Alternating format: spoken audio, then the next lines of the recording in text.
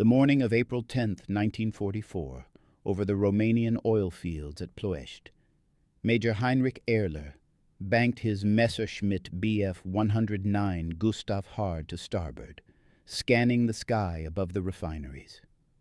Black smoke from anti-aircraft batteries rose in columns through the spring air. Somewhere in that smoke, American heavy bombers were approaching their target. Erler had flown this mission dozens of times before. He knew what to expect. Formations of B-24s, perhaps B-17s, flying without fighter escort because no Allied fighter possessed the range to accompany bombers this deep into Axis-controlled territory. The mathematics were simple and had governed air warfare over Europe for years. Heavy bombers could fly far. Fighter aircraft could not. Therefore, deep penetration raids meant unescorted bombers, and unescorted bombers meant targets. Then Erler saw them. Sleek, single-engine fighters with distinctive bubble canopies and long noses, flying in loose formations around the bomber stream. American markings. At first he thought they must be photographs incorrectly identified. Perhaps they were captured aircraft being used for deception. But there were too many of them, and they were maneuvering with the fluid confidence of pilots who knew exactly what they were doing and where they were going. If you're enjoying this deep dive into the story, hit the subscribe button and let us know in the comments from where in the world you are watching from today. The impossible had become real. American fighters were escorting bombers to Ploiești, more than 1,300 miles from their bases in Italy. The defensive perimeter that had protected Germany's most vital fuel source, the assumption that had governed Luftwaffe tactics for months, had just collapsed. Erler radioed the sighting to ground control. The response came back requesting confirmation. Yes, he confirmed. Single-engine American fighters, squadron strength at minimum, altitude approximately 25,000 feet, accompanying the bomber formation. The controller's voice carried an edge of disbelief. How was this possible? What type of aircraft? Erler didn't know. He'd never seen this fighter before. Long range, clearly, maneuverable, from what he could observe, and present in numbers that suggested this was not an experimental mission, but a new operational reality. The bombers were already beginning their approach runs over the refineries. Erler had a choice. He could attempt to engage the fighters, testing their capabilities and pilot skill. Or he could ignore them and press through to attack the bombers, accepting whatever the escorts could do to him. Every instinct developed over years of combat told him that fighters this far from home would be low on fuel, unable to engage in extended combat, forced to conserve their reserves for the return journey. He could exploit that limitation, press through, hit the bombers, break away before the escorts could respond effectively. He pushed his throttle forward and began his diving attack toward the B-24 formation below. Behind him, the American fighters turned to intercept. What happened in the next 6 weeks would fundamentally alter the air war over Europe. The Luftwaffe would lose not just aircraft and pilots, but something more essential. The confidence that came from defending from a position of geographic advantage, the certainty that their fuel supplies were beyond enemy reach, the belief that they understood the rules that governed aerial combat.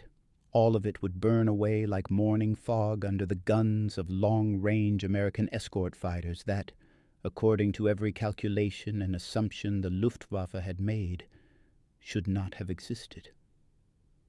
Ploiești was not merely an oil field. It was the fuel that sustained the German war machine. Located 35 miles north of Bucharest, in the Prahova Valley, the complex of refineries represented the largest petroleum production center in Europe outside the Soviet Union. Before the war, Romania had produced approximately 6 million tons of crude oil annually. By 1943, with German priorities driving production, that figure had increased substantially. The refineries at Ploiești, accounted for roughly 1/3 of all fuel available to German forces. Every drop of aviation gasoline that powered Luftwaffe fighters, every liter of diesel that moved Wehrmacht tanks, every barrel of fuel oil that kept German submarines operational came from one of three sources: synthetic fuel plants in Germany itself, producing petroleum products from coal through the Fischer-Tropsch process, captured Soviet oil fields, though production there remained limited after extensive demolition by retreating Red Army forces, and Ploiești. The synthetic plants were vulnerable to strategic bombing and required enormous resources to operate. The Soviet fields were distant and subject to partisan attacks. Ploiești was stable, productive, and until 1944, relatively secure. German planners had calculated that maintaining access to Romanian oil was not merely important but existential. Without it, the Luftwaffe could not defend German cities. The Wehrmacht could not maintain mobile operations. The Kriegsmarine could not sortie. The entire military structure would collapse not through defeat in battle but through simple inability to move. This made Ploiești the most heavily defended target in occupied Europe. The defenses were layered and comprehensive. At the outer perimeter, observer stations tracked approaching aircraft from over 100 miles away, providing early warning to fighter bases and anti-aircraft batteries. These stations used sound locators, optical instruments, and by late 1943, primitive radar sets. Fighter fields ringed the refineries. Romanian Air Force units flew Italian-made aircraft alongside German Messerschmitt and Focke-Wulf fighters. Luftwaffe maintained permanent fighter units in the area, rotating experienced pilots through what was considered a relatively safe posting. After all, enemy bombers attempting to reach Ploiești had to fly hundreds of miles through hostile airspace, giving defenders ample warning and opportunity to intercept. The anti-aircraft defenses were extraordinary. More than 200 heavy flak batteries surrounded the refinery complex, firing 88 mm and 105 mm guns capable of reaching bombers at operational altitude. These were supplemented by hundreds of light flak positions with 20 mm and 37 mm guns designed to engage aircraft at lower altitudes. Smoke generators could obscure the entire refinery area within minutes of an alert, creating an artificial fog that made precision bombing nearly impossible. Barrage balloons floated above key installations, their steel cables designed to shred the wings of any aircraft that flew too low. Dummy refineries, carefully constructed to resemble actual facilities from altitude, were positioned several miles from the real targets, hoping to draw bombs away from critical infrastructure. The defensive plan was straightforward. Early warning stations would detect approaching bombers while they were still hours away. Fighters would scramble and climb to altitude, positioning themselves to attack the formations during their bombing runs when the aircraft were most vulnerable, flying straight and level. Anti-aircraft batteries would create a box barrage of exploding shells that bombers would have to fly through to reach their targets. Smoke would obscure aiming points, and any aircraft damaged by flak or fighters would have to fly hundreds of miles back to friendly territory, pursued by German fighters operating from multiple fields along the likely retreat routes. The Luftwaffe pilots stationed at Ploiești considered this assignment preferable to defending German cities against the massive formations that struck industrial targets daily. The bomber numbers were smaller, the attacks were less frequent, and most importantly, the enemy fighters couldn't reach them.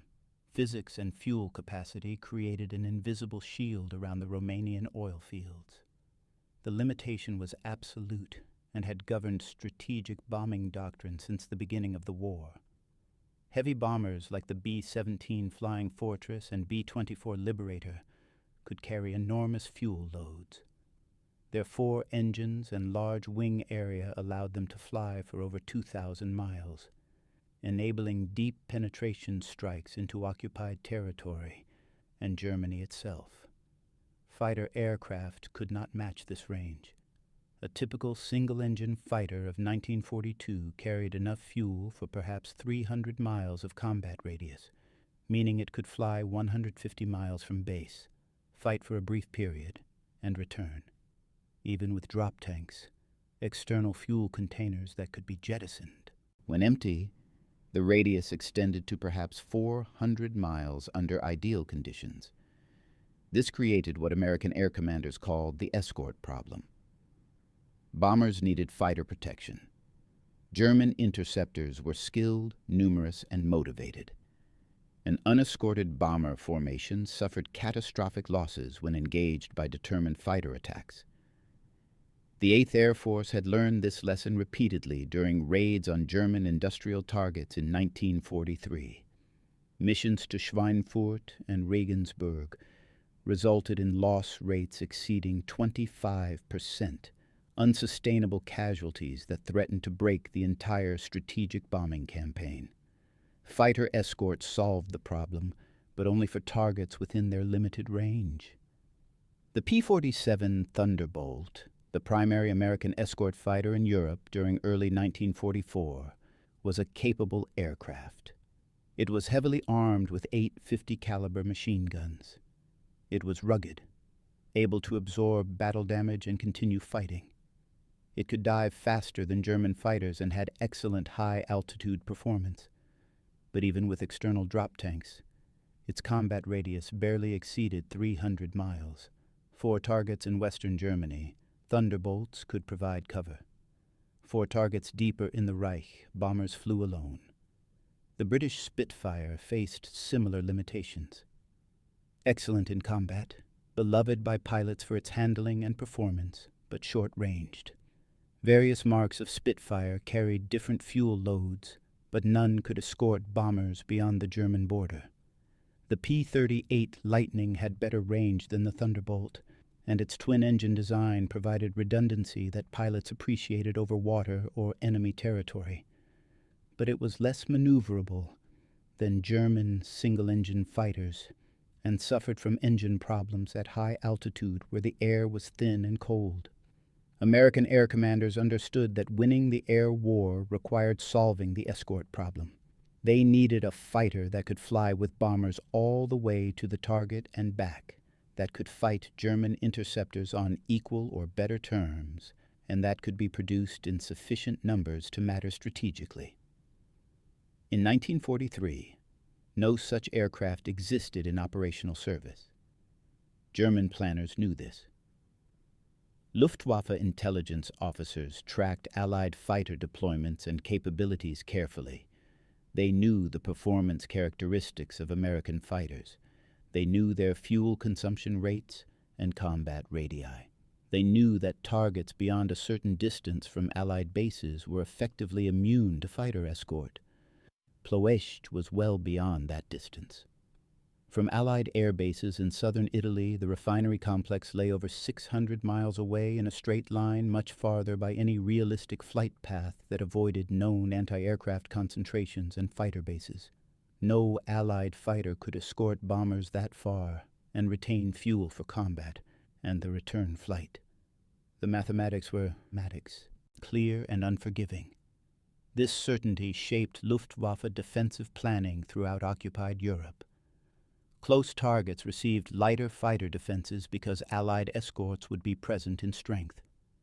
Distant targets received heavier fighter concentrations because bombers would arrive unescorted.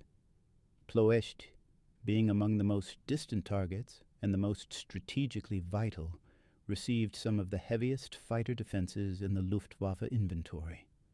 Experienced pilots were posted there. Aircraft were maintained to high standards. Fuel, ironically, was never a constraint given the location. The defensive doctrine was tested and proven. When American bombers had attempted the famous low-level raid on Ploiești in August 1943, Operation Tidal Wave, they came without escort fighters. The raid achieved some success, but at devastating cost.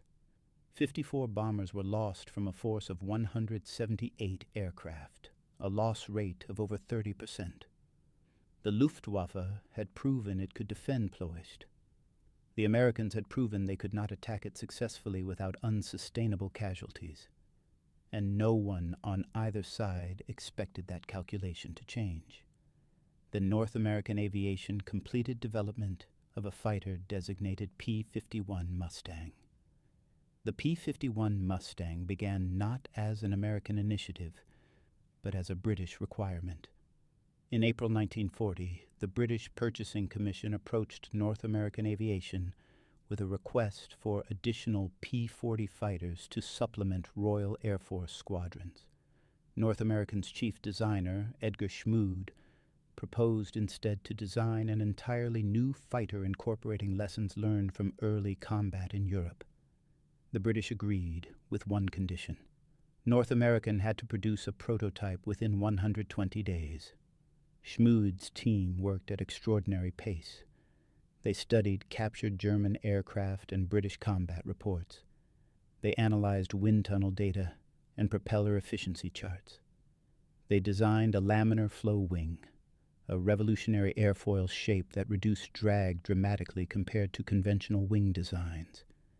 The fuselage was sleek and carefully shaped to minimize air resistance. The cockpit was positioned well aft, giving the pilot excellent visibility.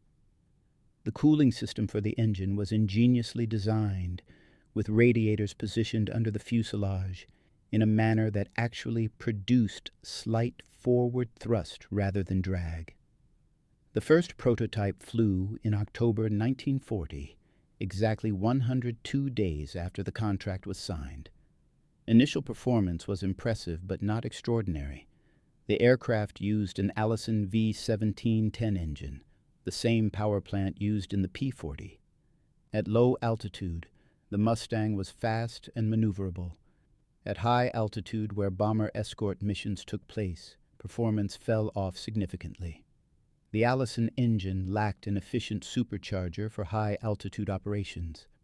The Royal Air Force ordered the aircraft anyway, using early Mustangs for low-altitude reconnaissance and ground attack missions where performance was excellent. But as an escort fighter, the Mustang seemed destined to remain a capable but limited design, another aircraft unable to solve the range problem. Then in 1942, Rolls-Royce engineers in Britain had an idea. What if the excellent Mustang airframe was mated with the Merlin engine, the same power plant that powered Spitfires and Lancaster bombers? The Merlin had a sophisticated two-stage supercharger that maintained power at high altitude. Combined with the Mustang's low-drag design, the result might be exceptional. 5 Mustangs were shipped to Britain for conversion. Rolls-Royce installed Merlin's 61 engines and conducted flight tests. The performance gains were stunning. Maximum speed increased from 390 miles per hour to over 440 miles per hour. Service ceiling rose from 30,000 feet to over 41,000 feet. Most importantly, the combination of efficient airframe and powerful engine meant the Mustang could fly farther than any fighter yet built. Much farther. North American aviation began producing the P-51B model with Packard-built Merlin engines under license. The aircraft that rolled off production lines in late 1943 incorporated further refinements. Internal fuel capacity was increased to 269 gallons in fuselage tanks. 2 external drop tanks could be fitted under the wings, each carrying 108 gallons or, in later variants, 110-gallon tanks. Total fuel capacity with external tanks exceeded 480 gallons. The numbers translated to operational ranges that seemed impossible. With internal fuel only, the Mustang could fly approximately 470 miles from base, fight for a limited period, and return. With drop tanks that could be jettisoned when empty or when combat began, range extended to over 650 miles. With careful fuel management, experienced pilots could stretch this even further. For the first time in the war, an Allied fighter could escort bombers to targets anywhere in occupied Europe and Germany itself. The aircraft was armed with 650 caliber Browning machine guns, 4 in the wings and 2 in the fuselage. Later models standardized on 4 wing-mounted guns with increased ammunition capacity. The guns were reliable and hard-hitting.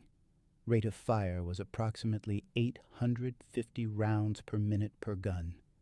A 2-second burst put over 100 rounds into the target area. German aircraft hit by Mustang fire typically didn't survive.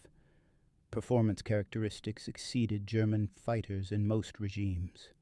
Maximum speed at 25,000 feet was 440 miles per hour, faster than the Messerschmitt Bf 109 Gustav and comparable to the Focke-Wulf FW 190. Rate of climb was excellent, though not quite matching the Bf 109. Turning radius was tighter than most German fighters. Diving speed was exceptional. Pilots reported the Mustang was stable, predictable, and responsive throughout the flight envelope. Most critically for escort duty, the Mustang could fight at bomber altitudes of 20,000 to 27,000 feet without performance penalties.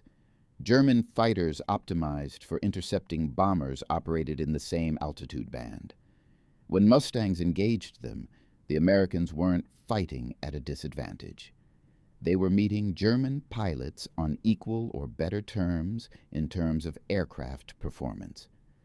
The first P-51B models arrived in England in November 1943, assigned to the 9th Air Force for tactical operations. Combat reports were enthusiastic. Pilots loved the aircraft's range, speed, and handling. By December, strategic planners recognized what they had: a fighter that could finally solve the escort problem. Production was accelerated. Training programs expanded. By early 1944, Mustang groups were being assigned to the 8th Air Force for bomber escort missions deep into Germany. The first Mustang-escorted missions to targets beyond previous fighter range began in March 1944. On March 6th, Mustangs accompanied bombers to Berlin for the first time. Luftwaffe pilots engaging the bomber formations found themselves intercepted by American fighters over 1,300 miles from their bases in England. The psychological impact was immediate. If American fighters could reach Berlin, they could reach anywhere. For Ploiești defenders, the threat remained theoretical through March. The Romanian oil fields were approached from Italian bases, not England. The distance was similar, over 600 miles, but the units based in Italy were still primarily equipped with P-38 Lightnings and P-47 Thunderbolts. These aircraft could provide partial escort, covering bombers for portions of the mission, but not all the way to target and back. On April 5, 1944, the first P-51 Mustangs arrived at 15th Air Force bases in southern Italy. The 31st Fighter Group, which had been flying Spitfires, began conversion to Mustangs. The 52nd Fighter Group followed. By mid-April, sufficient Mustangs were operational to attempt full escort missions to distant targets. The mission order for April 15th specified Ploiești as the primary target. 161 B-17 and B-24 heavy bombers would strike the Romano-Americana refinery and other installations in the complex. Full fighter escort would be provided throughout the mission. P-38 Lightnings would cover the initial phase. P-51 Mustangs would escort to target and back. Luftwaffe intelligence received reports of American fighter activity over Italy but had not yet confirmed Mustang deployments to 15th Air Force. Units. The defensive plan for April 15th assumed standard escort patterns. American fighters might accompany bombers for 200 miles, perhaps 300 if they were pushing their limits. Beyond that, the bombers would be alone. At 0900 hours, the bomber formations crossed the Adriatic coast, heading northeast toward Romania. German radar stations tracked them. Fighter units at airfields around Ploiești received scramble orders. Pilots ran to their aircraft, engines started, and Messerschmitts and Focke-Wulfs began taking off in pairs and flights. The standard procedure was to gain altitude during the bomber's approach, positioning the fighters above the formations for diving attacks during the bombing run. Major Heinz Baer, commanding fighters from Mizil airfield southeast of Ploiești, led his unit to 26,000 feet and began a wide orbit, watching for the bomber formations. Baer was an experienced pilot with over 200 victories. He'd flown in Poland, France, Britain, Russia, and North Africa. He knew how to fight American heavy bombers. Position above them, dive through the formation at high speed, fire a burst into a bomber, then extend away before the defensive gunners could track you effectively. Don't linger in the formation where concentrated fire from dozens of turrets could hit you. Make fast passes, reform, and attack again. If you find this story engaging, please take a moment to subscribe and enable notifications. It helps us continue producing in-depth content like this. At 10:20 hours, Baer spotted the bomber stream. Several formations stacked at different altitudes, the standard defensive arrangement.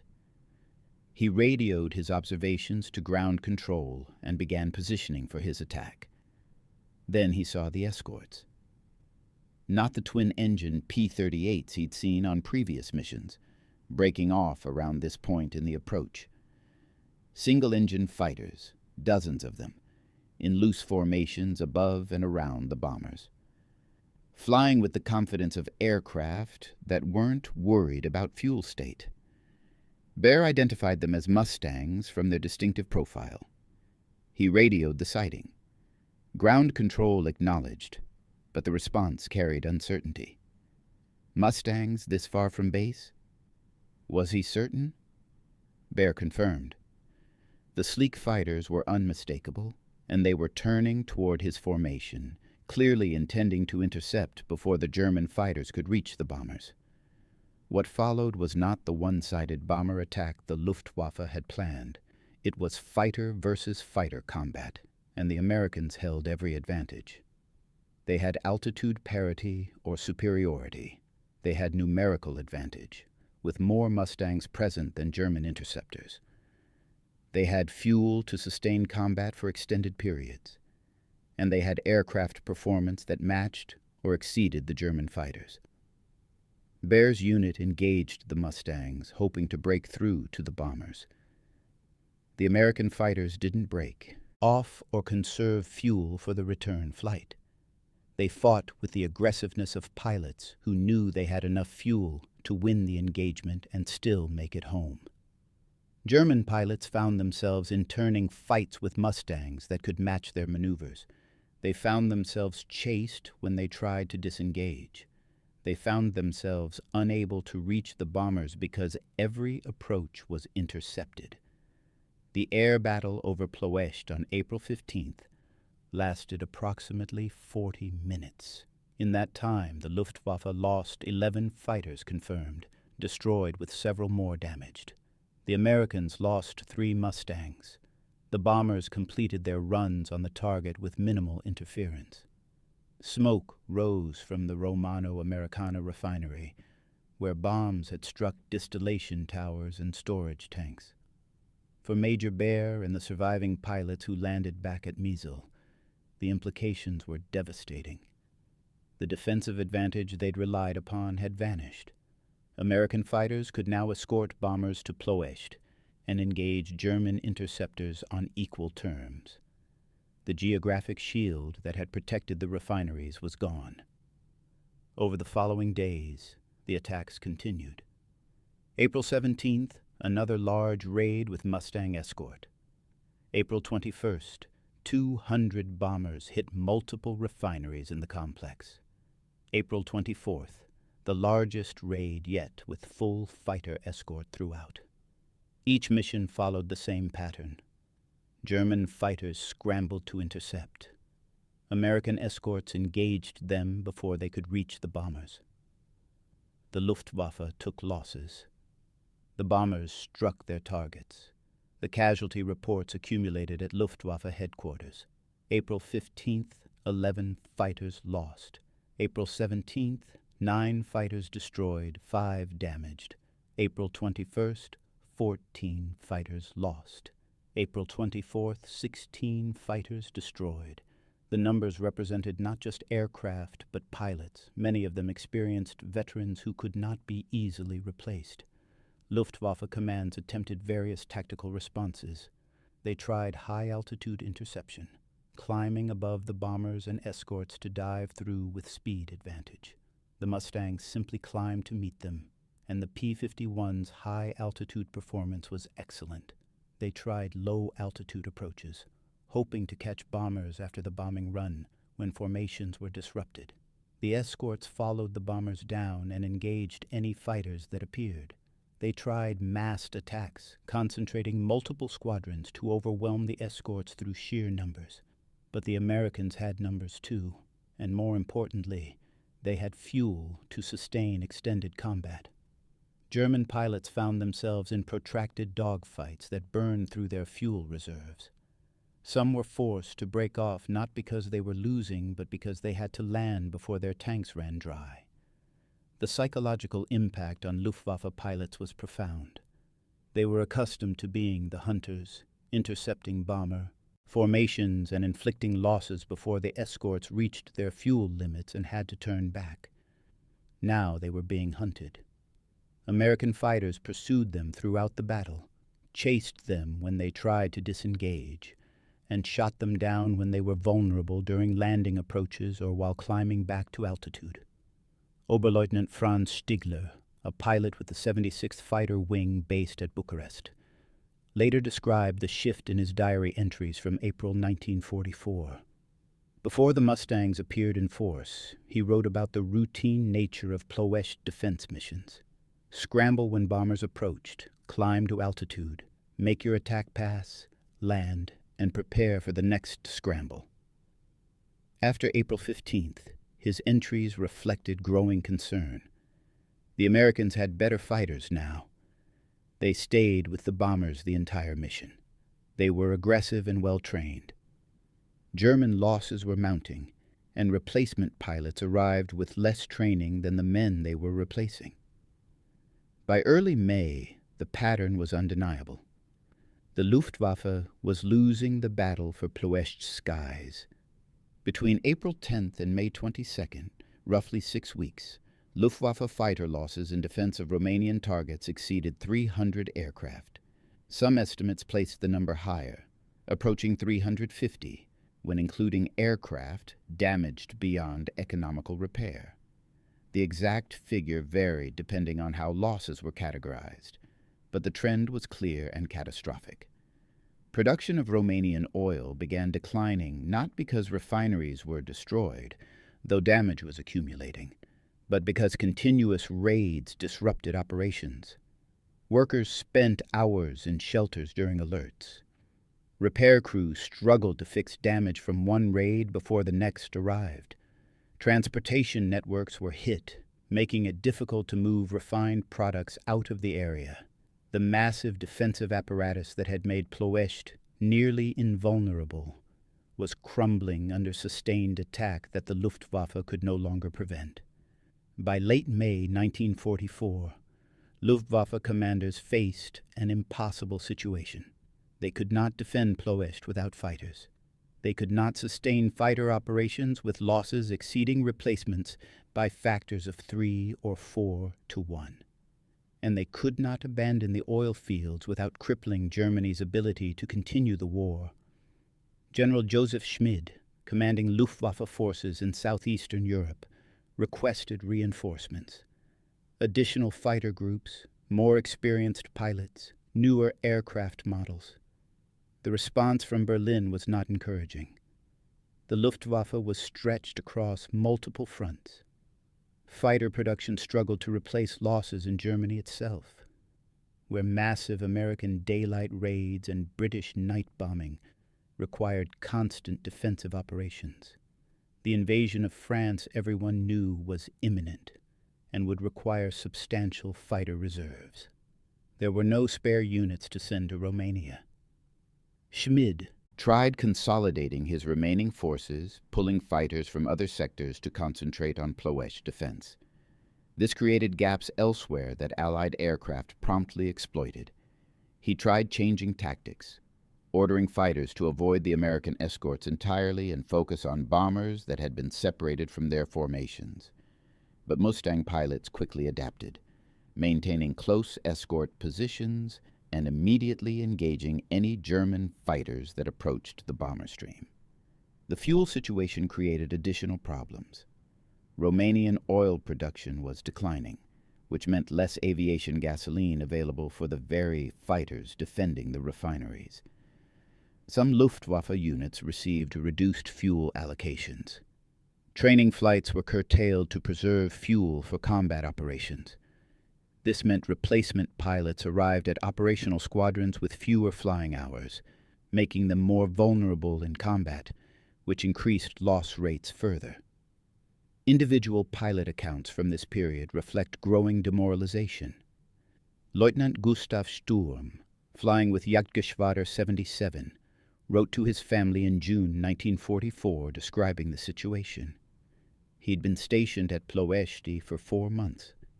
In the first 2 months, he participated in several scrambles against bomber raids, and while combat was dangerous, he felt the defensive mission was succeeding. American raids caused some damage, but nothing catastrophic, and German fighter losses were manageable. In the most recent 2 months, everything had changed. The Americans came with strong escort every time. German fighters took heavy losses on every mission. Of the 12 pilots in his squadron when he arrived, 7 were dead, 2 were seriously wounded, and 1 was missing. Replacements arrived weekly, but rarely survived more than a few missions. The Romanian government watched the deteriorating situation with alarm. Romania had allied with Germany in June 1941, primarily to recover territory lost to the Soviet Union and to benefit from German protection. By mid-1944, that protection looked increasingly hollow. Soviet forces were advancing from the east. American bombers struck Romanian targets at will. The Luftwaffe could not protect the country's most valuable strategic asset. King Michael and Romanian political leaders began secret discussions about switching sides, seeking an armistice with the Allies before Romania was completely devastated. These negotiations remained hidden from German authorities, but reflected the reality that Romania's commitment to the Axis was crumbling along with Ploiești's defenses. The oil production numbers told the story in stark terms. In January 1944, before sustained American raids with fighter escort began, Ploiești refineries produced approximately 230,000 tons of petroleum products. By June, production had fallen to 180,000 tons despite frantic repair efforts. July saw further declines. August production dropped to 140,000 tons. The refineries weren't destroyed, most infrastructure remained operational, but the continuous disruption from raids, the damage accumulating faster than repairs could address it, and the declining morale of workers who lived under constant air raid alerts combined to strangle output. For the German war machine, this decline was catastrophic. Luftwaffe operational sortie rates began falling as fuel allocations were reduced. Wehrmacht mechanized divisions received lower fuel supplies, limiting their mobility and operational flexibility.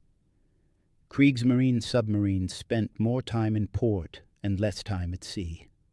Training programs for pilots, tank crews, and naval personnel were cut back to preserve fuel for combat operations. The entire German military apparatus was slowly being starved of the energy it needed to function. The collapse of Ploiești's defenses was not an isolated event, but part of a larger pattern that repeated across every theater where German forces faced American military power. The pattern was consistent and predictable. German forces would establish defensive positions based on reasonable assumptions about American capabilities. American industrial production would then generate solutions that rendered those assumptions obsolete. German forces would attempt to adapt, but adaptation required resources and time that were increasingly unavailable. The defensive position would collapse, and the cycle would repeat at the next defensive line.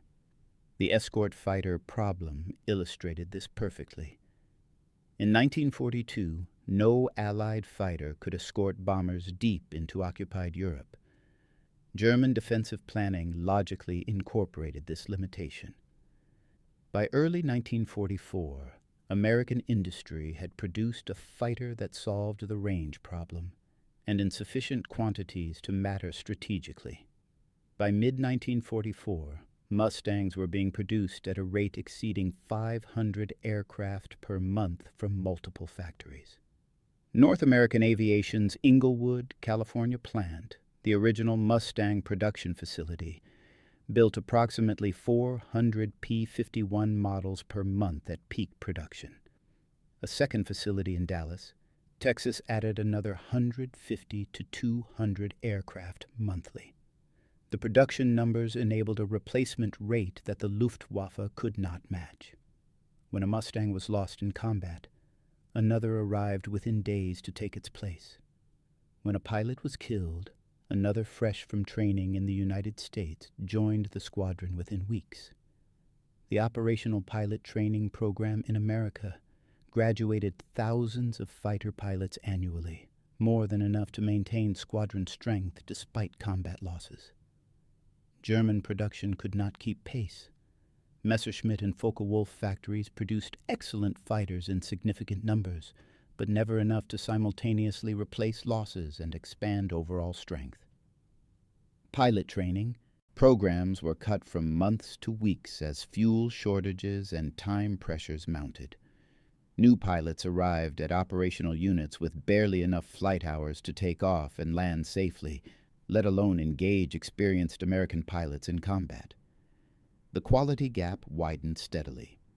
In early 1944, Luftwaffe pilots defending Germany and occupied territories were generally experienced veterans with hundreds of flight hours and often combat experience from multiple theaters. By summer 1944, casualties had forced the Luftwaffe to deploy pilots with minimal training. These inexperienced pilots were shot down quickly, often on their first or second combat mission, creating a downward spiral where the force became progressively less capable even as new aircraft arrived to replace losses. The Americans, meanwhile, were developing institutional knowledge and tactical proficiency. Fighter groups accumulated experience. Successful techniques were documented and taught to new units. Pilots who completed their combat tours returned to the United States as instructors, passing their knowledge to the next generation. The entire system was learning and improving while maintaining numerical strength through continuous production and training.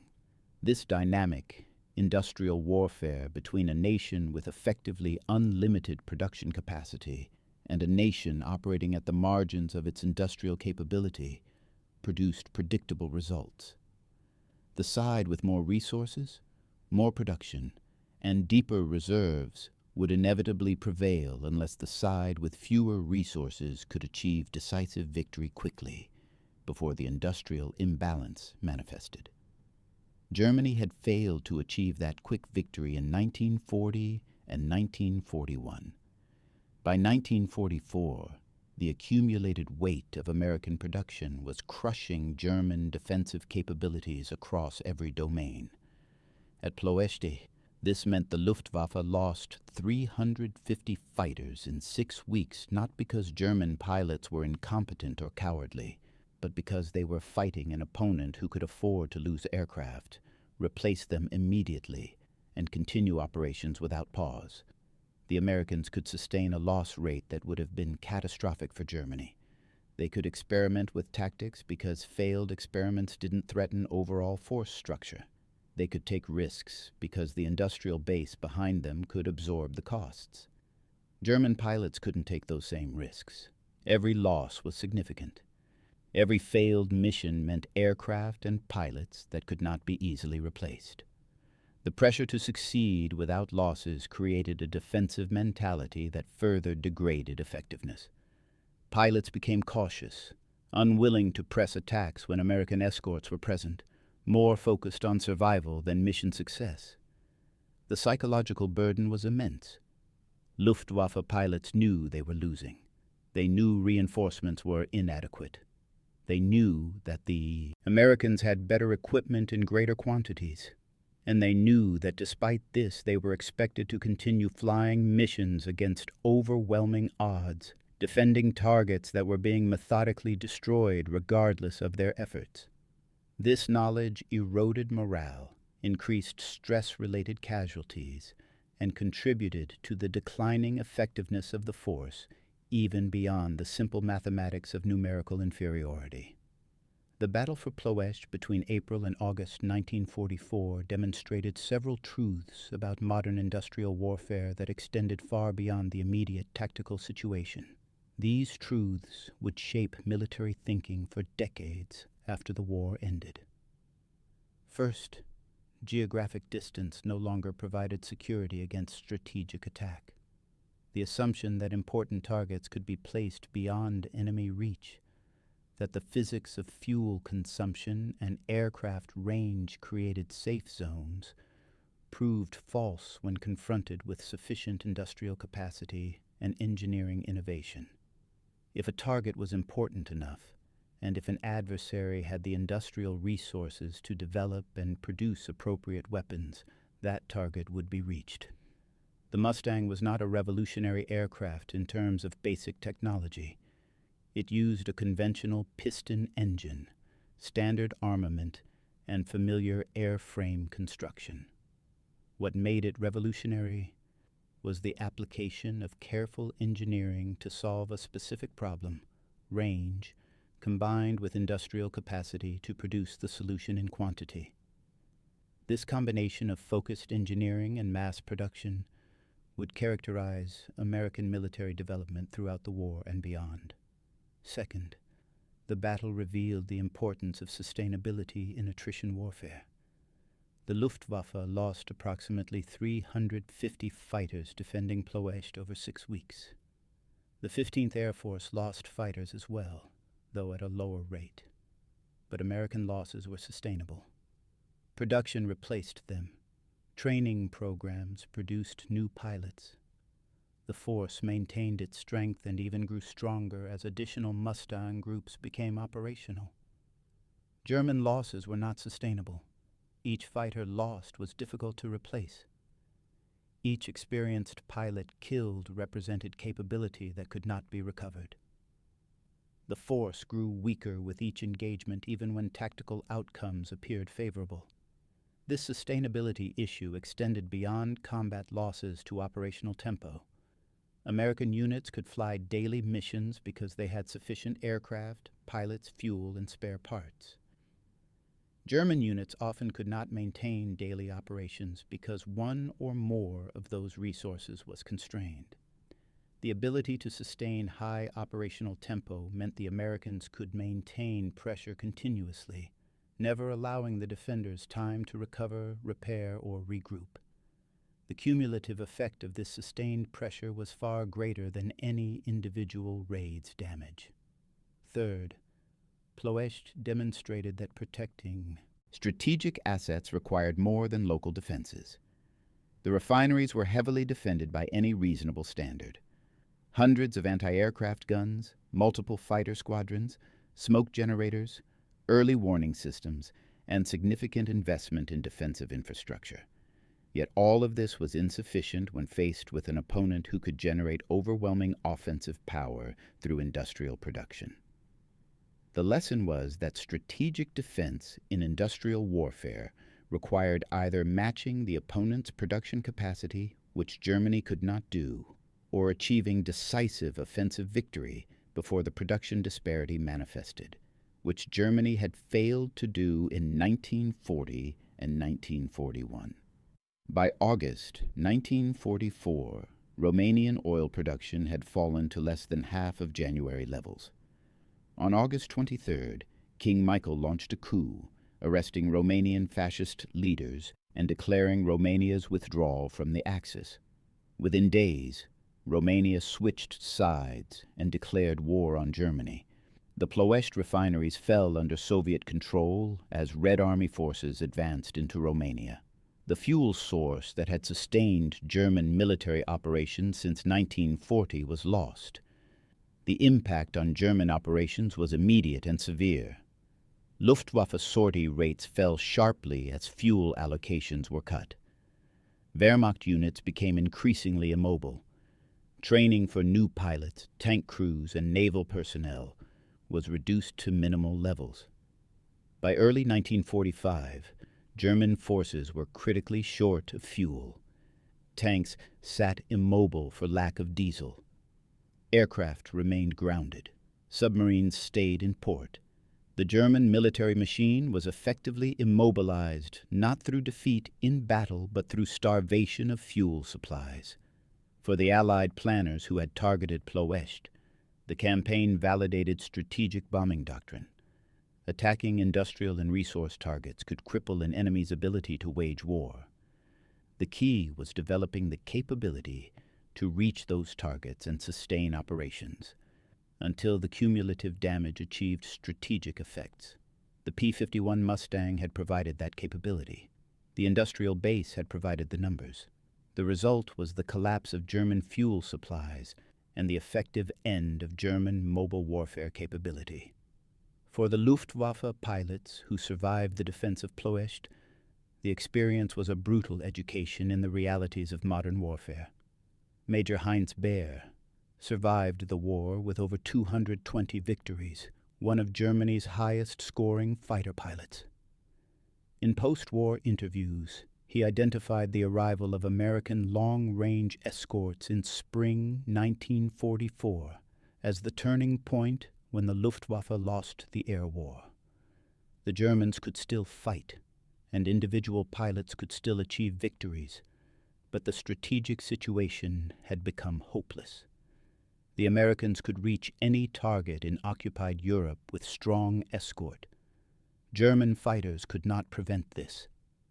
And the industrial disparity meant that even favorable exchange rates, destroying more American aircraft than German losses, were still defeats because the Americans replaced their losses and the Germans could not. The story of Ploiești in 1944 is ultimately a story about what happens when strategic assumptions collide with industrial reality. The Luftwaffe assumed that distance protected the Romanian oil fields. American engineering and production capacity rendered that assumption obsolete. The Luftwaffe assumed they could sustain defensive operations through superior tactics and pilot skill. American numbers and sustainability made those advantages irrelevant. The Luftwaffe assumed that defending a strategic target with overwhelming local force would be sufficient.